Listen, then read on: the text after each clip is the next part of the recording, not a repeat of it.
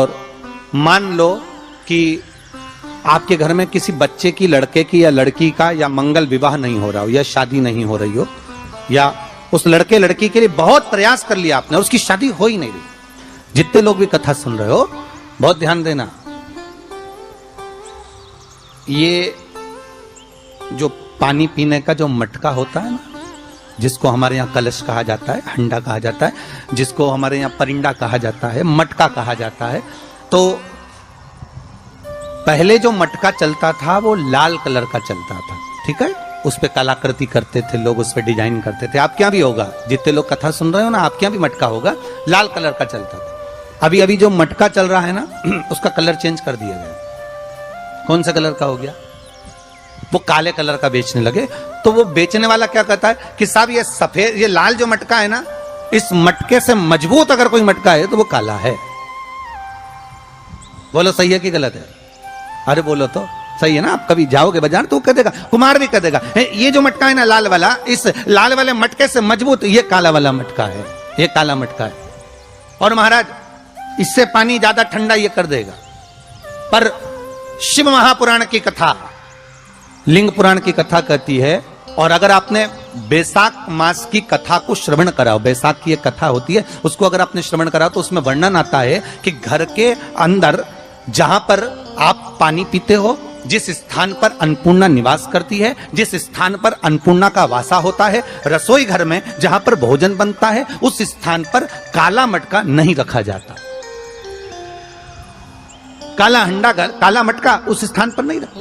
पर आज फैशन के हिसाब से, अरे साहब वो ये मटका थोड़ा कम ठंडा पानी देगा तो ये मटका ज्यादा ठंडा पानी देगा, तो उसको काले मटके को रखें। पर हमारा शास्त्र कहता है काला मटका लोग रखते कहाँ थे?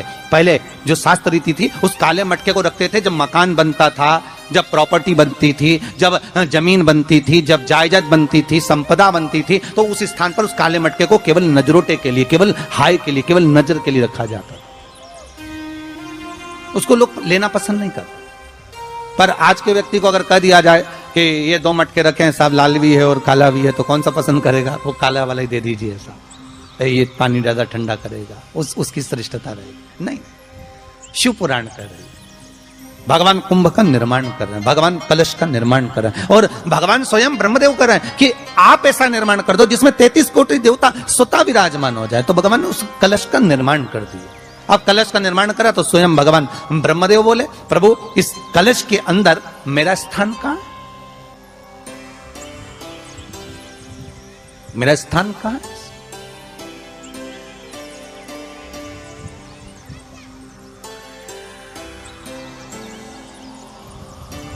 बहुत ध्यान देना महाराज, कलश का जो मुख होता है, उस मुख पर भगवान विष्णु का स्थान होता है। किसका स्थान है? भगवान विष्णु का। थोड़ा सा नीचे आओगे, जहां से कलश का मुख दबा हुआ होता है, वह जगह भगवान स्वयं शिव की होती है। किसकी जगह है? भगवान शंकर की। कलश का अग्रभाग, नीचे का भाग जहां से फैला हुआ होता है, वहां ब्रह्मा का आधिपत्य स्थापित होता है।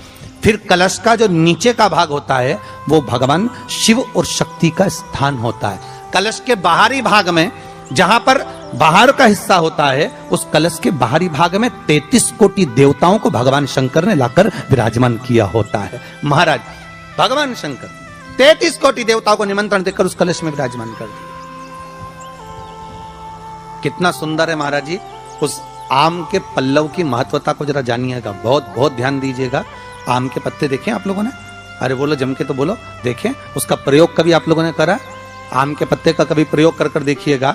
अभी तो नवरात्रि चल रही है, नवरात्रे में जब 5वां दिन नवरात्रे का रहे, चैत्री नवरात्रे का 5वां दिन रहे, और मान लो कि आपके घर में किसी बच्चे की, लड़के की या लड़की का या मंगल विवाह नहीं हो रहा हो या शादी नहीं हो रही हो, या उस लड़के लड़की के लिए बहुत प्रयास कर लिया आपने, उसकी शादी हो ही नहीं रही, अथक प्रयास आपने कर लिया और उसका मंगल विवाह नहीं हो रहा, तो ये देवी भागवत में स्पष्ट कहा गया, देवी भागवत में वर्णन किया गया है, देवी भागवत में वर्णित किया गया। और देवी भागवत में कहा गया कि आम का जो पत्ते होते हैं, आम का जो पत्ता होता है, आम का जो पल्लव होता है, उस आम के पत्ते पर हल्दी और सिंदूर दोनों से स्वस्तिक का निर्माण किया जाए। देवी भागवत का संवाद है, बहुत ध्यान देना महाराज। जिन कन्याओं का विवाह ना हो पंचमी के दिन, नवरात्रे की कोई सी भी पंचमी, मतलब जो पंचमी तिथि पड़ेगी, कोई भी नवरात्र हो, चाहे वो 4 नवरात्र में से, चाहे वो पौष का हो, अश्विन का हो, चैत्र का हो, आषाढ़ का हो, किसी भी नवरात्र में आप कर सकते हैं। एक पान के पत्ते पर, एक ही पत्ते पर जो 2 स्वस्तिक बनेंगे, एक हल्दी का बनेगा, एक सिंदूर का बनेगा। बस अंतर इतना है, जो हल्दी का स्वस्तिक है उस पर कंकु के चावल अर्थात रौली के चावल, रोली कुंकू के चावल रखना है, और जो सिंदूर का है उस पे हल्दी के चावल रखना। इतना रखकर जिस लड़का लड़की का विवाह नहीं होता उसकी हथेली पर रखकर उसका नाम और गोत्र बोलकर महाराज उसको ले जाकर नीम के पेड़ के नीचे उसको रख दिया जाता है। मात्र 3.5 या 4 महीने ऐसे रहते हैं जिसके अंतर उस लड़का लड़की का विवाह पक्का हो जाता है। जिसका विवाह नहीं होता केवल उसी के लिए, जिसका मंगल विवाह ना हो रहा। आम के पल्लव में शिव का वर प्रदान है, आम के पल्लव में शंकर का आशीर्वाद, आम के पल्लव में शिव का आशीर्वाद।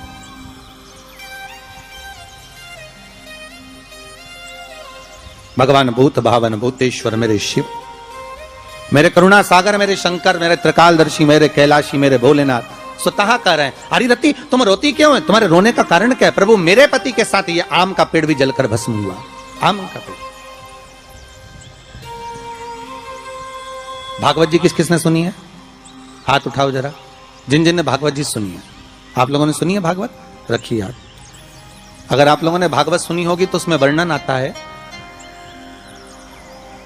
तक्षक नाग डसने के लिए जब जा रहा था तब ब्राह्मण देवता जो जहर उतारना जानते थे उनको लेकर राजा परीक्षित के पुत्रों ने अपने दूतों को भेजा था लाने के लिए कि एक ब्राह्मण ऐसे हैं कि वो तक्षक नाग का जहर उतार सकते हैं, वो तक्षक नाग के जहर को समाप्त कर सकते हैं, तो आप उनको लेकर आओ।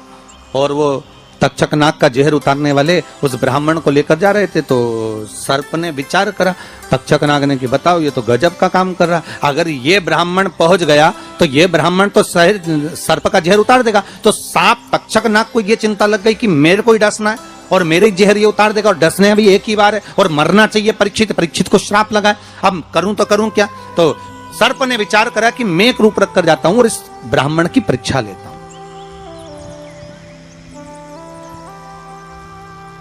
सर्प रूप रख कर गया। भागवत आप लोगों ने श्रवण करी होगी। तो जब तक्षक रूप रख कर गया और उस ब्राह्मण के पास में जाकर पूछा कि ब्राह्मण देवता ये बताओ कि आप कहां जा रहे हो, तो ब्राह्मण बोला आपको नहीं मालूम, राजा परीक्षित को सांप डसने वाला है तक्षक नाग और मैं जहर उतारना जानता हूं। अच्छा आप जहर उतार दोगे? हाँ। तो किस लिए जा रहे हो? जहर उतारने के लिए। तो जहर उतारने क्यों जा रहे हो? तो कहा राजा है राजा, जब राजा का जहर उतारेंगे तो मुद्रा भी कितनी मिलेगी आपको मालूम नहीं है क्या? अच्छा ब्राह्मण देवता इसलिए जा रहे हो? हाँ। पर उसको तो किसी संत ने श्राप दिया। अरे तो श्राप संत ने दिया है, हम ब्राह्मण हैं, हमारा कर्म है किसी को बचाना, तो हम तो बचाएंगे। अच्छा आप में इतनी सामर्थ्यता है कि आप तक्षक नाग का जहर उतार दो?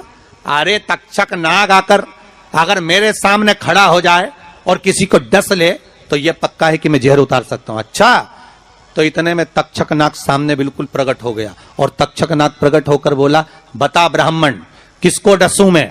ब्राह्मण ने कह दिया तुम्हारी मर्जी पड़े उसको डसो। सामने एक पेड़ था, उस पेड़ को ब्राह्मण ने उस तक्षक नाग ने डस लिया।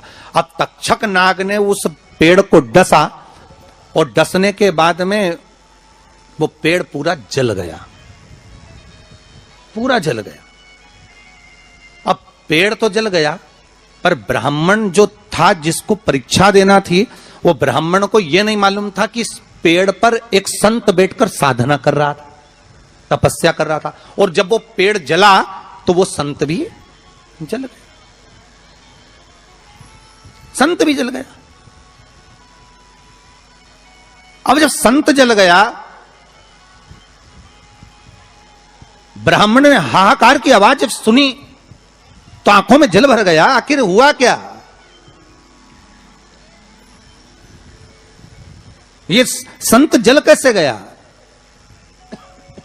तो कहा इसके जलने का कारण केवल इतना है कि अब आप जीवित करो, इस पेड़ को हरा भरा करो, इस पेड़ को हरा भरा कर दीजिए।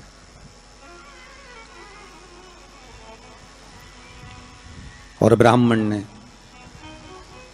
हाथ की अंजलि में जल लिया। हाथ की अंजलि में जल लेकर ब्राह्मण उस जल को पेड़ के ऊपर छींट रहे थे, तो सबसे पहले ब्राह्मण ने यह मन में सोचा कि भोलेनाथ, शंभु, त्रिकालदर्शी है, कैलाशी, कृपा ऐसी करना कि सबसे पहले जो पेड़ पर जो संत बैठा था वो जीवित होना चाहिए, जो वृक्ष पर संत बैठा है वो जीवित होना चाहिए।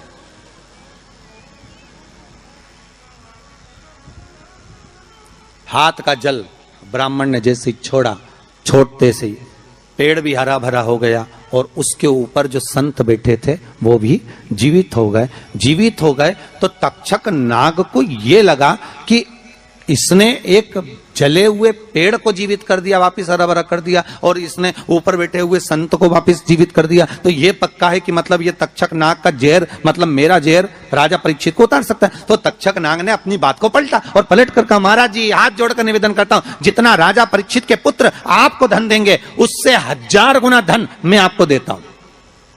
ब्राह्मण ने कहा ठीक है, अगर दक्षिणा से बड़ी दक्षिणा हमको एक ही जगह पर मिल रही है तो फिर हमें जाने की जरूरत क्या। ब्राह्मण ने दक्षिणा ली, वापिस मुड़ गया, वापिस मुड़ गया।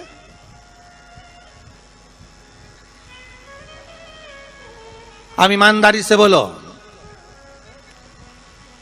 वो ब्राह्मण नरक गया होगा कि स्वर्ग गया होगा? जरा जम के बोलना हो, सुनाई देना चाहिए हमको। कहां गया होगा? नरक। काय में लिखा है? देवी भागवत में।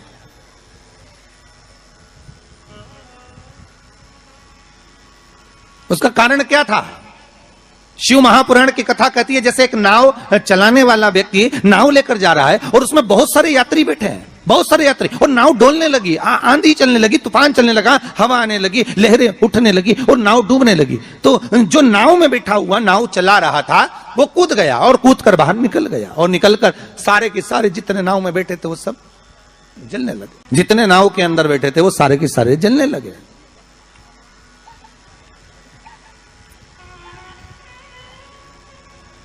जब वो सारे के सारे पानी में डूबने लगे और पानी में नाव में जाकर सबकी सब जब डूब रहे हैं, सब मर गए, सारे के सारे जो नाव में बैठे थे, जो तैरना जानते थे वो बाहर निकल गए, बाकी के सब डूब गए। नाव चलाने वाला जब उसके प्राण छूटे तो उसको एक नरक नहीं मिला, कम से कम 94 नरकों में वो नाव चलाने वाला गिरा। शिव महापुराण की कथा कहती। तो उस नाव चलाने वाले ने भगवान से पूछा